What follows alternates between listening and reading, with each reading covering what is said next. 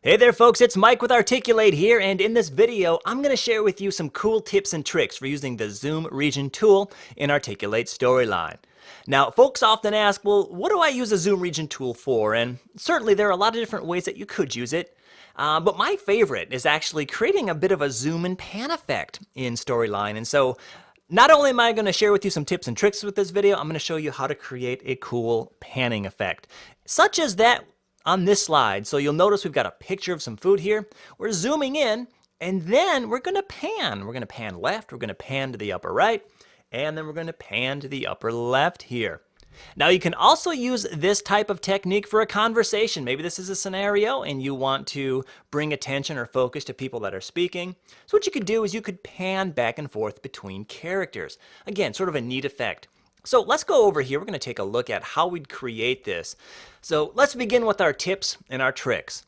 So to insert a Zoom Region tool, all you have to do is select Zoom Region.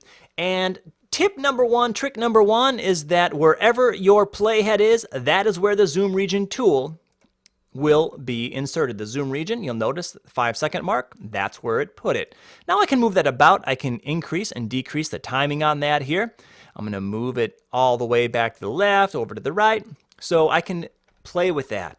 So rule number one, wherever the playhead is, that's where the Zoom Region tool is created. If I want to create a Zoom Region back here at the beginning, I just move the playhead earlier and then click Zoom Region, and now it creates another one back there.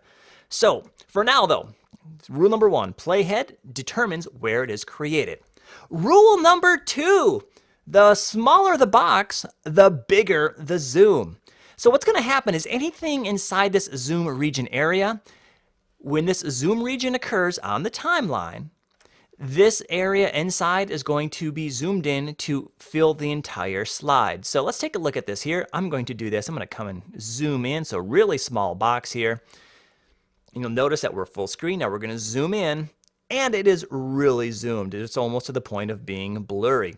Whereas if I have a large box, check this out, for just a little bit of a zoom, you'll notice that we get just a tiny zoom because we've got a large box, hardly noticeable. So rule number two, the smaller the box, the bigger the zoom. So rule number one, playhead is going to determine where it is inserted. Rule number two, the smaller the box, the larger the zoom. Rule number three here is that if I have my Zoom Region at the beginning of the timeline, then the timeline will start off in the zoomed state. So there's no time to really zoom in, so we're going to start off in a zoomed state. You'll notice then that we also zoom out. So in general, we're going to zoom in at the beginning of the box here on the timeline and zoom out at the end. So rule number four, or tip number four, I should say, to alter the speed of the zoom, right-click here on the slide on the zoom area, on the Zoom Region. You'll notice a zoom transition speed. What I can then do is I can say very slow, medium, very fast, instantaneous. So if I go really slow on this zoom, you'll notice that it's going to zoom in a lot more slowly when we get to that point in the timeline. So it's a much smoother effect, which brings us to creating that panning and zooming type of look and feel. So let's say I have this food here and I want to zoom in around the screen. I want to pan.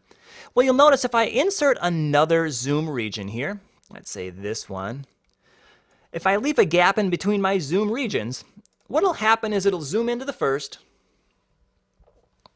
and then when that Zoom Region finishes, we zoom back out, and then we zoom back into the second. That's happening because there is a gap here. There's a space. There's time to zoom in and zoom back out. Well, what happens if we nudge these two together, we take away that timing. So now it's going to stay zoomed in and automatically zoom to the next, which causes it to pan. So now we start in, we zoom in, and now we're going to pan to that next zoom area, just like that. And once again, I can come in here and work on my speed. You saw that that was a pretty quick transition, so I might say let's go very slow there as well to create that type of look and feel. And just like that, using our tips, using our tricks, using those Zoom Regions nudged up together, we create a really cool pan effect. So if you have any questions, please join us in the eLearning Heroes community and we will do our best to help you out. Take care.